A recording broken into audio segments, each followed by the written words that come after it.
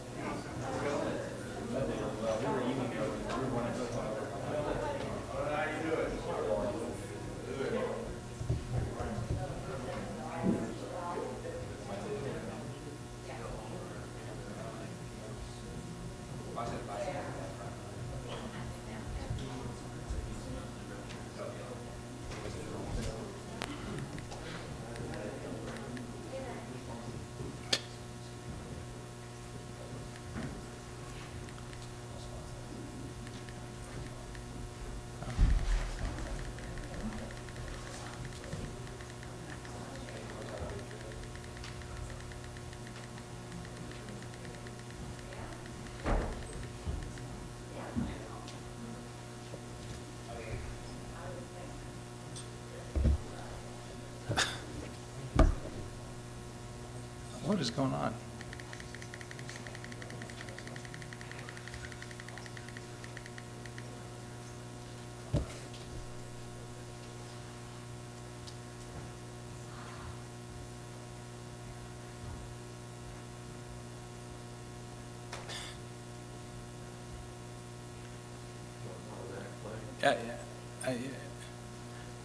Maybe it is.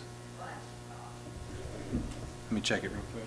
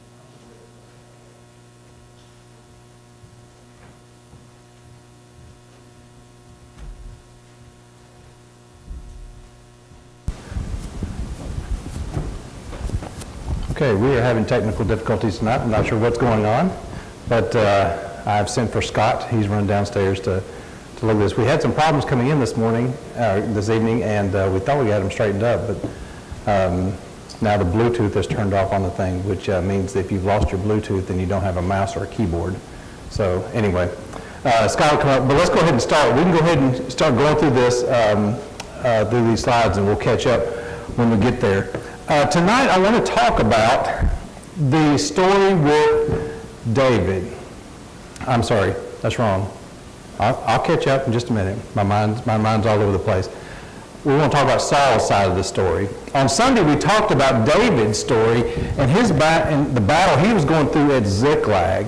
And we mentioned at the same time there was another battle taking place up to the north that Saul was involved in. Of course, this was the same battle that David had gone up to try to be on the Philistine side. At least that's what he was trying to do, or at least it's what it looked like he was trying to do. And the Philistines sent him back home, and of course he went down to Ziklag, and that's where he found the problems down there.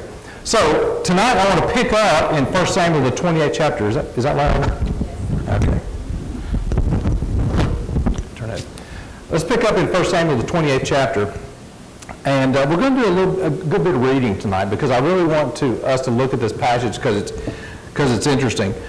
1 Samuel 28, let's read the first 7 verses here. So it says, "In the days the Philistines gathered their forces for war to fight against Israel, and Achish said to David, 'Understand that you and your men are to go out with me in the army.' David said to Achish, 'Very well. You shall know what your servant can do.' And Achish said to David, 'Very well, I will make you my bodyguard for life.'" We read those passages, or at least referenced them on Sunday. Verse 3 says, "Now Samuel had died, and all of Israel mourned him and buried him at Ramah, his own city. And Saul had put the mediums and the necromancers out of the land. Now the Philistines assembled and came and encamped at Shunem. And Saul gathered all of Israel, and they encamped at Gilboa. When Saul saw that his army of the Philistines, that he was afraid, and his heart trembled greatly. And when Saul inquired of the Lord did not answer him, either by dreams, or by Urim, or by prophets. Then Saul said to the servant, 'Seek out for me a woman who is a medium, that I may go to her and inquire of her.' And his servant said to him, 'Behold, there is a medium at Endor.'" And so let's just go over this real quick. Where are the Philistines located? They're at a place called Shunem. If you remember on Sunday, I showed you a picture. That town is located at the base of the hill of Moreh, across the valley, the Harod Valley. And where are the Israelites? Yeah, they're on Mount Gilboa. And from there,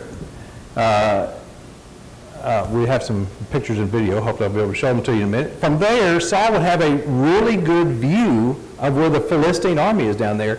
And when he sees them, how does he feel? Yeah, he's scared. He's scared.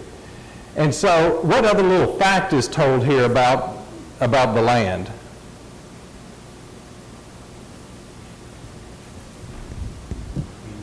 Yeah. Yeah, Saul had gotten rid of all the mediums and what's called necromancers, people that are involved with divinities and things like that, gotten them out of the land. And so, but what does Saul want? Yeah, he wants one of them now. And why does he want one? Yeah, he's looking for some guidance. Who's he trying first? Go ahead. Samuel's dead. Yeah. So there's no guidance there. That's right. Samuel's dead. It makes that point. But he also asks who? Yeah, he also asks God. And of course, the Lord is ignoring him basically now because of where Saul is. And so he decides, I'm going to go down this path. And so they decide to go this way. And he tells them there's a medium over at Endor. And I'll show you a map here in just a second. Hey, we think we're good? All right. You've already answered all these questions. Let's go ahead and read the next few verses. Starting in verse 8. It says, "So Saul disguised himself and put on outer garments and went, he and 2 men with him. And they came to the woman by night. And he said, 'Divine with me by a spirit, and bring up for me whoever I shall name to you.' The woman said to him, 'Surely you know that what Saul has done, how he's cut off the mediums and the necromancers from the land? Why then are you laying a trap for my life to bring about my death?' But Saul swore to her by the Lord, 'As the Lord lives, no punishment shall come upon you for this thing.' Then the woman said, 'Whom shall I bring up for you?' And he said, 'Bring up Samuel for me.' When the woman saw Samuel, she cried out with a loud voice. And the woman said to Saul, 'Why have you deceived me? You are Saul.' The woman said to her, 'Be not afraid. What do you see?' And the woman said to Saul, I see a God coming up out of the earth. And he said to her, what is his appearance? And she said, an old man is coming up, and he is wrapped in a robe. And Saul knew that it was Samuel, and he bowed with his face to the ground and paid homage. Then Samuel said to Saul, why have you disturbed me by bringing me up? Saul answered, I am in great distress, for the Philistines are warring against me, and God has turned away from me and answers me no more, either by prophets or by dreams. Therefore I have summoned you to tell me what I shall do. Samuel said, why then do you ask me, since the Lord has turned from you and become your enemy? The Lord has done to you as he spoke by me. For the Lord has torn the kingdom out of your hand and given it to your neighbor David. But you did not obey the voice of the Lord and did not carry out with fierce wrath against Amalek. Therefore the Lord has done this thing to you this day. Moreover, the Lord will give Israel also with you into the hand of the Philistines, and tomorrow you and your sons shall be with me. The Lord will give the army of Israel also into the hand of the Philistines. Then Saul fell at full length on the ground, filled with fear because of the words of Samuel. There was no strength left in him, for he had eaten nothing all day and all night. The woman said to Saul, when she saw that he was terrified, she said to him, behold, your servant has obeyed you. I have taken my life in my hand and have listened to you, what you have said to me. Now therefore you also obey your servant. Let me set a morsel of bread before you and eat, that you may have strength when you go on your way. He refused and said, I will not eat. But his servants, together with the woman, urged him, and he listened to their words. So he rose from the earth and sat on his bed. And when the woman had a fattened calf in the house, and she quickly killed it, and took flour, kneaded it, and baked unleavened bread for it, she put it before Saul and his servants, and they ate. Then they rose and went away that night. Incredibly interesting story here, and quite frankly, a little odd. What's going on here? Let's talk through it a little bit. What did Saul do in the middle of the night here? It's the night before the battle. And what does he do? He seeks out this medium. How's he do it? Disguised, puts something on that would be unrecognizable to most people. And so he goes. And why did the woman initially reject his request? It was illegal. It was illegal, exactly. Saul had banned this type of activity. So it was illegal. Saul says, don't worry about it. I'm not going to tell anybody. And then who does Saul want to speak to? Wants to speak to Samuel. Why Samuel? That's who had anointed him. That's who had guided him through most of his life, or most of his reign, who had chastised him when he knew, what did he know he would get from Samuel? Pure honesty. Absolutely. He knew that he would get honest answers from Samuel. And so the lady does what she does and brings up Samuel. And what did Samuel say to Saul? Short version. God's deserted you and you're going to die. That's it exactly. God has deserted you, and tomorrow you're going to die, you and your sons. When I read through this one and studied for it, well, let's ask this question. How upset did this make Saul? Very upset. And it's easy for us to read this story and think, wow, this is kind of overly dramatic. Throws himself on the floor. He won't eat. But is it overly dramatic? I mean, what if someone that you trusted came in here and told you that you would die tomorrow? No question about it. You would absolutely die tomorrow. How would you react to that? Well, especially if there was somebody from the dead. That's right. Doug? Plus, he has no hope because he's told, you didn't listen to God. Yeah, So you're guilty and you've got no hope. that's right. Daryl? I was just thinking of the circumstances that he's under. It's he's going to completely trust Samuel because Samuel is a prophet. Yeah, that's right. Yeah, So, I mean, it's like absolute certainty if Samuel says it will happen. that's right. And the more I started thinking about this, his reaction is not an overreaction. At least I want to think that, because I would act the same way. I would be upset. I would be distraught. I'd probably refuse to eat as well. And you think about Saul over the next, 18, 20 hours of his life. I wonder if, they went back to Gilboa. I wonder if he slept. I wonder if when the sun came up the next morning, if he thought, I won't see another sunrise. This will happen to me today. It's a tragic end to this guy's life. We'll talk more about that in just a minute. But it really is kind of, if you put yourself in Saul's place, it's an interesting scenario. And so here at the very end, what did the woman do for the men? Fed them.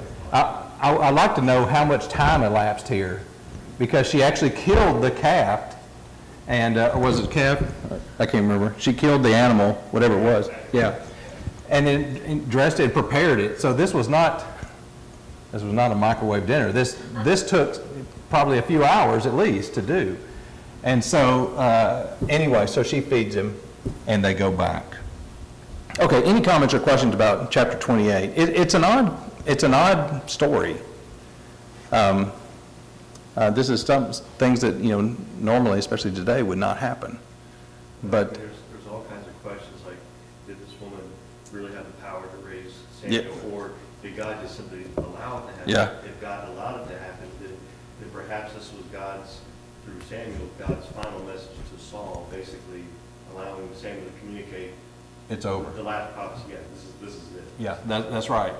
And I tend to think that it was probably God's intervention here, God doing this through this woman and through Samuel. But it's an interesting story. Okay, now let's skip a couple of chapters because we covered those on Sunday. Let's look at chapter 31. And here we have the account of the death of Saul. And so let's talk about this. First of all, I do want to read this again. Just so let's read the chapters so we know what we're talking about. Yes, sir. Go ahead, Brian. Sorry, I just That's okay. But this seems odd, like we said. It seems harsh. Saul is distraught. But perspective, I think, is kind of everything sometimes, because what a chance to really set your mind right. Yeah, right. If you know you're going to die tomorrow, it's been given. There's a lot of times you see in Scripture where God makes a declaration. It doesn't mean that your soul is lost. Yeah. So, it could have been something for him to really, I'm going to die, but I'm going to, know that God is God and it's my fault. So there was a chance for repentance with this knowledge. So I see it as a form of mercy as well. It could be. Very well could be. Good point.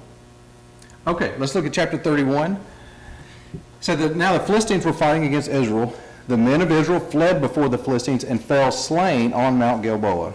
The Philistines overtook Saul and his sons, and the Philistines struck down Jonathan and Abinadab and Malchishua, the sons of Saul. The battle pressed hard against Saul, and the archers found him, and he was badly wounded by the archers. Then Saul said to the armor-bearer, "Draw your sword and thrust me through it, lest these uncircumcised come and thrust me through and mistreat me." But the armor-bearer would not, for he feared greatly. Therefore Saul took his own sword and fell on it. And when the armor-bearer saw that Saul was dead, he also fell upon his sword and died with him. Thus Saul died, and with his 3 sons and the armor-bearer and all those men on the same day together.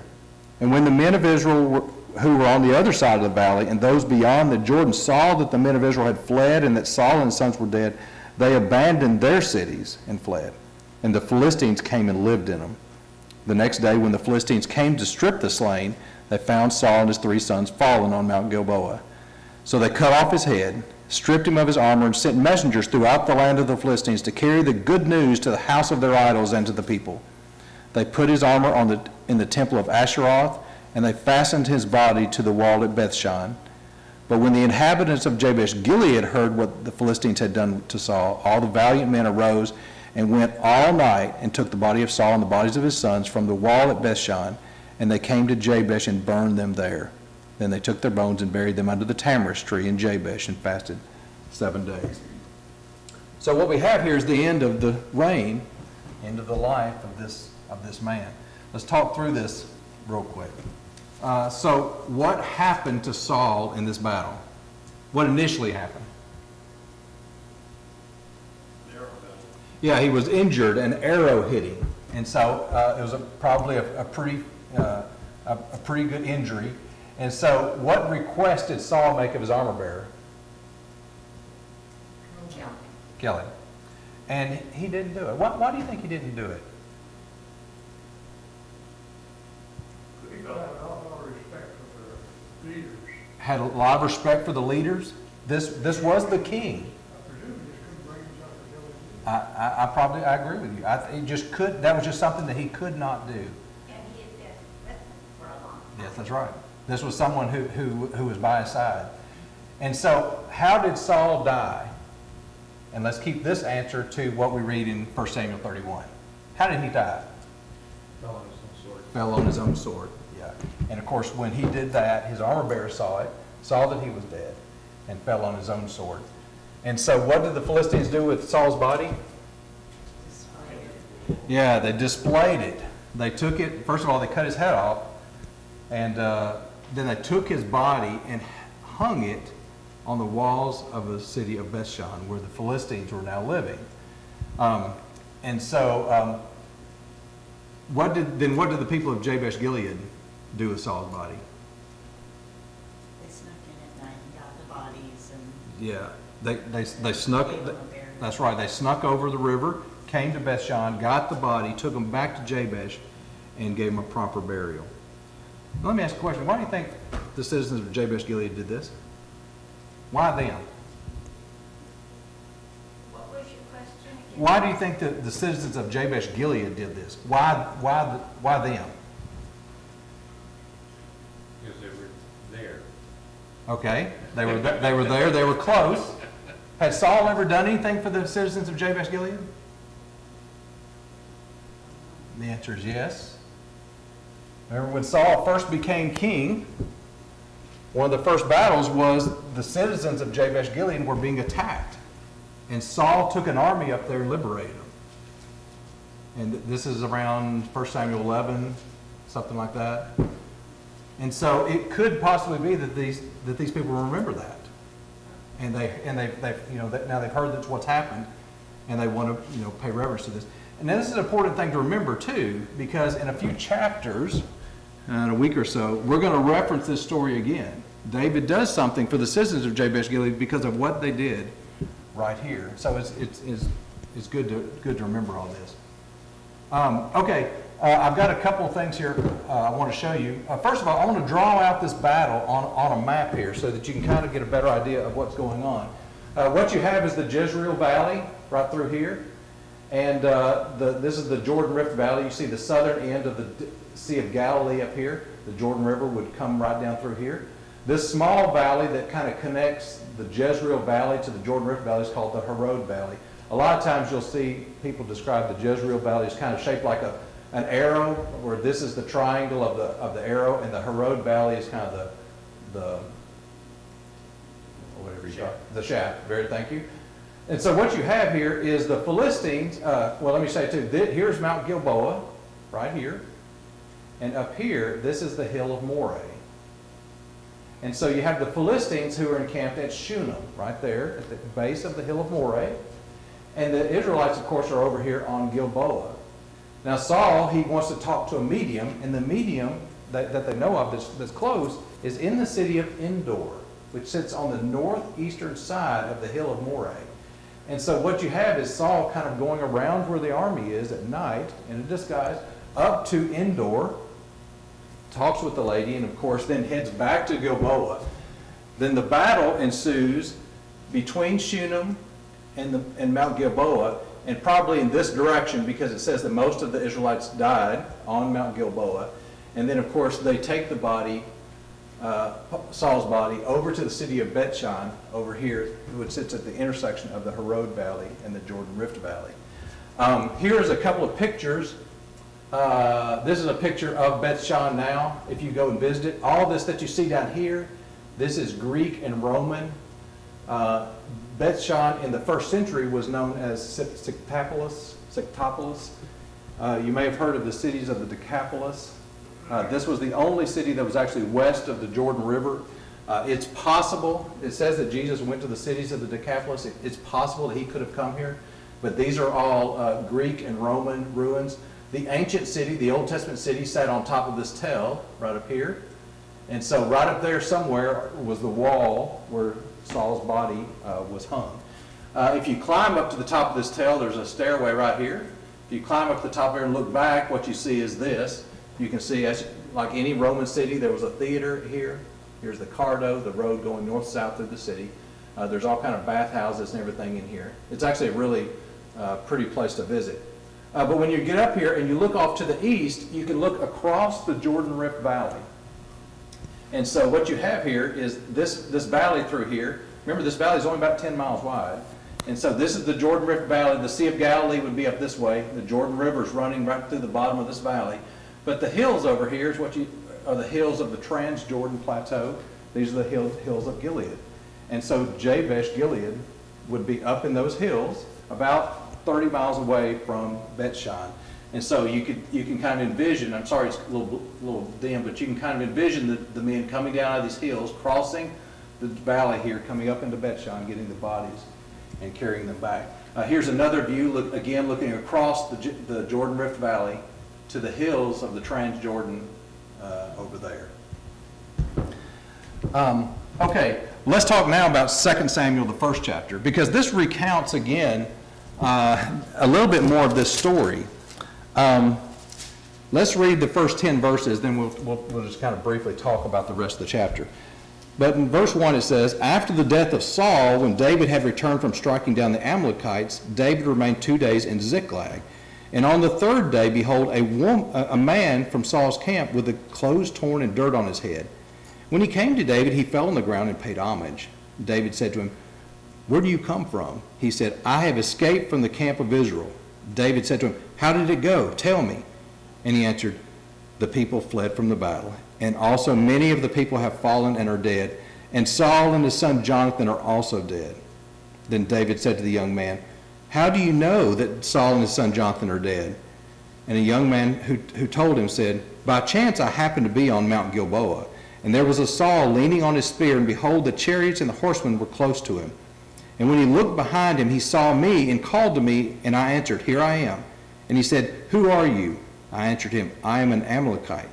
And he said, Stand beside me and kill me, for anguish has seized me, and my life still lingers. So I stood beside him and killed him, because I was sure that he would not live after he had fallen. And I took the crown that was on his head and the armlet that was on his arm, and I brought them here to my Lord." So, who comes to see David? This Amalekite. And so he's got this story. Well, he comes and reports something to David, and what's that? It's over. Israel lost. Not only did Israel lose, but Saul and Jonathan are dead. And so David asked him, well, how do you know this? And what's the proof that he has of this story? Well, he's got the crown. Yeah? And the armlet. He's got the crown and the armlet, but he tells this story about how he killed Saul, and we'll get to that in just a second. Well, no, here we go. Does this story contradict what we just read in 1 Samuel 31? Yes. He says it does. He says it doesn't. Not really. There's a not really. Those are actually the two answers. So, what do you think? Yeah, I mean, Saul, there's no record of Saul calling out to an Amalekite. He only had his own sword bearer, and Saul fell on his own sword, and basically died, and this guy is taking credit, in essence, Yeah. I think, for reasons that perhaps are self-serving, but a basic, I do see contradiction. Okay. What about the other? Doug? He's There? kind of coming bragging about it, Yeah. is what it seems like. Thinking, here's your enemy, he's dead, and I did it. Yeah? Darryl, do you want? I think it's possible that he's lying, because there's nothing in here that says otherwise. But if you actually think about the way that they talk and record things, the fact that Saul eventually dies Yeah? still fulfills the passage that says he died. And the main method of death was because he fell on a sword. Yeah. And as even the Amalekite said, there's no way he was going to live. Yeah. So he's trying to say he took credit for finishing him off. It's possible he did. It would not negate what was said before. Yeah. And my answer to this is, I don't know. Yeah. I don't know. I think both arguments are valid arguments. I think, I don't think there's a natural contradiction here. I think there's a way of merging these two stories. I also think that it could easily be likely that this Amalekite is doing exactly what Darren said. He's kind of bragging about this, taking it up. But you know, obviously he did find Saul there because he had the crown and everything. Yeah, I agree with Darren. You've got Miss Sharon on your side, so you're We good. should have taken votes. Oh, yeah, okay, yeah, we'll take votes. Yeah, done. Whatever happened, he got there before The Philistines. That's right, that's right. The point is right. He said, whatever happened, he got there before the Philistines did. And he had to have some reason to have the crown, Yeah, yeah, so, you know, Yep. that's. that's right. I was the winner.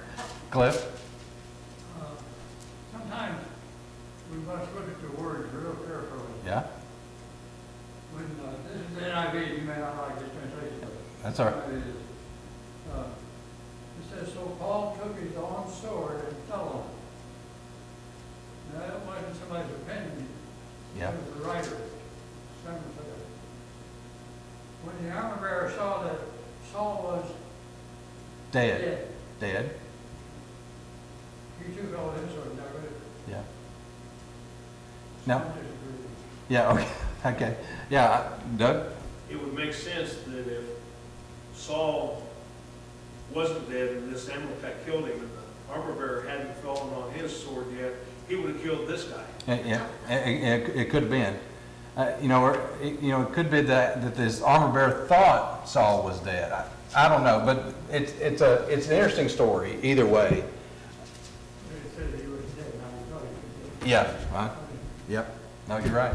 Okay, let's keep going. We're not going to read through this, but how did David react to this news?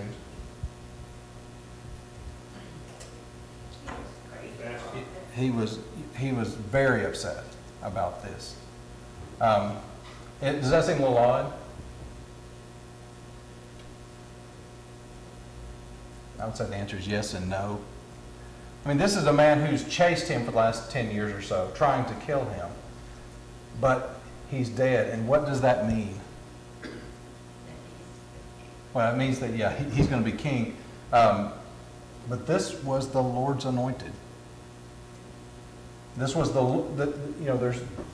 there's a number of people who died here, but the two that are mentioned here, especially in David's lament, is Saul, the Lord's anointed, has died.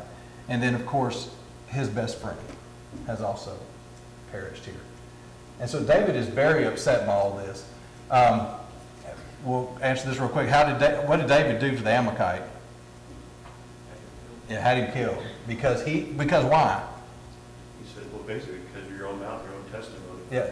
You slammed the Lord's anointed. That's right. The Lord's anointed was killed by this guy's testimony. That's right, that he was there. We kind of already talked about this. All right, let me show, I've got a lesson I want to talk about real quick, but I want to show this video clip very quick. Just to remind you where we left off. We had gone to the cave of Adullam and En Gedi, and we talked about how Saul had been kind of chasing David around, wanting to kill him.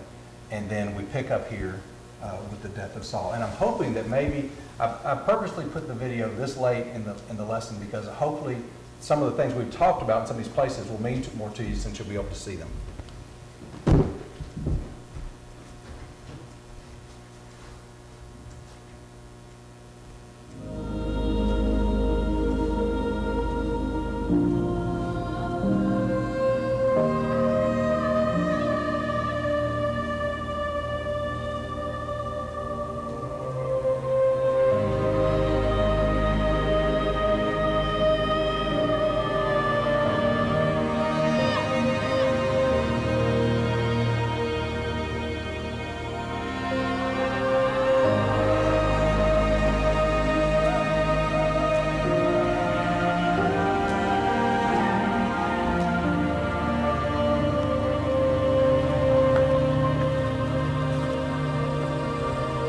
reading through 1 Samuel, you start to see some really strong contrasts between who God allowed to be king first with who he rose up to be king second. And I think this final battle at Mount Gilboa is the pinnacle of that. At approximately the same time, you have two battles going on. You've got the battle here in the valley, and then you've got David, whose family has just been kidnapped from Ziklag. And they both have to make a decision. How do we figure out what we're going to do? And Saul tries to communicate with the Lord, but the Lord's not responding to him anymore. David, when he gets to Ziklag, he appeals to God and says, should I pursue these attackers? And so you've got this contrast that here's this final downfall of Saul as a king, and simultaneously, David, after 10 years of running, is raised up to serve as this new king who's going to expand and stabilize Israel. The battle that is described in 1 Samuel mentions a lot of different geographical locations. Saul died right here. This is where the end of his life happened. And one of the things I love about the Bible is the geographical accuracy. And you can actually see that here. It mentions at the end of 1 Samuel, the Philistines were encamped at Shunem, which sits at the base of the hill of Moreh across the valley. The Israelites were encamped over here on Gilboa. And the night before, Saul wanted to talk to a medium over in Endor. Endor is just on the eastern side of the hill of Moreh. If you think about that, he went over there at night in disguise, but he had to go around the Philistine army just to get there. To look down on the valley and have the battle drawn out. This is where people moved, and this is where Saul went at night and snuck around the army and then came back around. You can sense his desperation. What king would do that? The king is the high target in any battle, but he's willing to risk himself at night before the battle starts to try to get someone to tell him what's going to happen, even though Samuel's already told him. The battle ensued, and that battle took place somewhere between here and the hill of Moreh. Saul is moving back this way. So as the Philistines are defeating the Israelites are retreating, or maybe trying to get to high ground, coming and moving up Mount Gilboa. Saul takes an arrow, and then he falls on his sword, and then an Amalekite is coming along. Saul asks him to kill him before the Philistines find him, and that's how he dies. And so it all just continues moving this way. Then his body, as well as the body of his three sons, were taken to Bethshan, and those bodies were hung on the wall of Bethshan. It was an Israelite city, but it was occupied by the Philistines. They had worked their way that far into the valley. And the citizens of Jabesh-Gilead found out about it, and they came from Jabesh-Gilead, which is about 30 miles in that direction, took the bodies down, took them over to Jabesh, burned the bodies, and then buried the bones. I think the author of 1 Samuel, in relating the history of the death of Saul, really wants us to feel the tragedy of what had happened. You know, Saul was selected in a moment of rebellion on the part of Israel. They were rejecting the judges, they were rejecting Samuel as a prophet, and they wanted a king to fight their battles. They wanted a king like the other nations. And so God gave them what they wanted, not necessarily what they needed. From the get-go, Saul was pretty unimpressive. To see him just so tragically fail and fall here, it's chilling to sit in this spot and to think about that. When we talk about geography and all of the places in the biblical narrative, that seems to fit and to back up what the story says. Coming to these places and seeing where they are and seeing the movement, all of that reinforces the reliability of the text. After David got the news of Saul dying on Mount Gilboa, he ends up being installed as king. He's been chased for over a decade, and so there's a part of him that's probably elated that finally he's getting to do what God set him apart to do. They're setting up some permanent roots, but at the same time, it came at a terrible cost. His father-in-law, the Lord's first anointed, and his best friend, Jonathan, have lost their life. You see that heartbreak when you read his beautiful song, mourning the loss of the Lord's anointed. You see that conflict in him just before he moves to Hebron.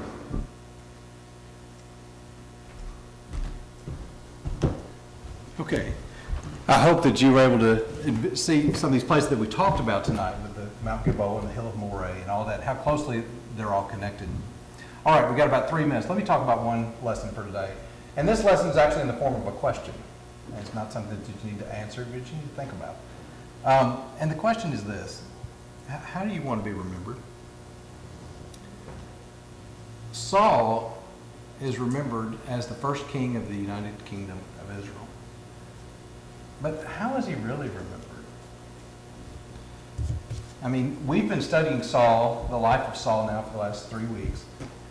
And And in all seriousness, how many good things have we mentioned? There's a few. But a lot of, my guess is that he probably did a number of good things in his life, but that's not what's recorded for us. Saul's remembered from the stories that we have. And by and large, the stories that we have about Saul are not very positive. And I wonder if Saul thought about that when he was told that he had 24 hours to live. So the question I was asking myself as I read through this and want you to think about is, if someone came to me and told me that I have 24 hours to live, have I done the things in my life to be remembered the way I want to be remembered?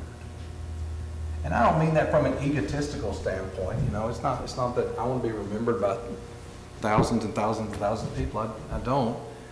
But I want my kids to remember me a certain way. And I want them to be able to tell my grandkids certain things about me. How do you want to be remembered in life? And what steps do you need to take to make sure that you accomplish that? That's the lessons that I get from the life of Saul. As Jeremy said in the video, he was never the leader he needed to be. But he could have if he had made different choices. Any comments, final comments or questions? Daryl? It just dawned on me that the Amalekite is actually part of the reason that Saul was defeated was because he failed to utterly destroy the Amalekites. And so obviously the survivors was one of them involved in that story. Yeah. Doug? You wonder, in that story, it says, I'm the son of an Amalekite. Wonder if his mother was Jewish. Yep. I don't know. I mean, there's a possibility, because he had some kind of kinship, apparently, with the Israelites. Mm-hmm. Did Saul leave Israel a better nation than when he started? Okay, it's a good question. Darren asked, did Saul leave Israel a better nation than when he started? That's a good question. That's a good question. But anyway, it's just something for all of us to think about. On Sunday, we'll pick up. David's actually going to be king now. And so read through the chapters 2 through 4 of 2 Samuel and read through lesson 8 in the workbook. And we'll pick up there. Do we have any announcements for tonight? Yeah. Oh, okay.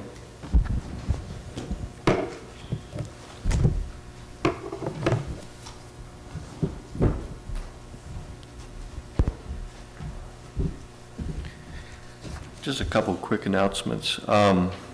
Several who are not feeling well tonight, not here. Chad Tribble. Tucker Lynn is not feeling well, so the family is at home with him. And also Jamie Newton is not feeling well, not here with us. So let's remember them in our prayers. And Doug and I were looking at the weather, and right now, as the weather stands, we're kind of planning to meet outside Sunday morning after Bible class for our worship service. So that's sort of the plan, but remember it's subject to change depending on what the weather says. Any other announcements from the men? Yeah. Ed Brand should be flying home. Okay, Ed Brand. So he's out of the hospital. Out of the hospital and hopefully flying home tomorrow. That's good news. Anything else? All right, let's all bow as we go to God in prayer. Our blessed Lord, Father in heaven, thank you for the blessings of this day. We're thankful for you watching over us and caring for us, allowing us to assemble to study your word. We pray, Lord, that we might be able to retain the things that we have read and meditate upon the things that we've learned, that we might draw closer to you in our mind, in our heart, in our obedience. Be with those that we mentioned that are sick, that watch over them, give them strength, give them healing. Continue to be with those that we think about, that are concerned about, that we know that are continuing to fight their health. Watch over them. Be with Brother Brand as he travels home. Keep him safe. Lord, we pray all these things through Christ's holy name, and amen.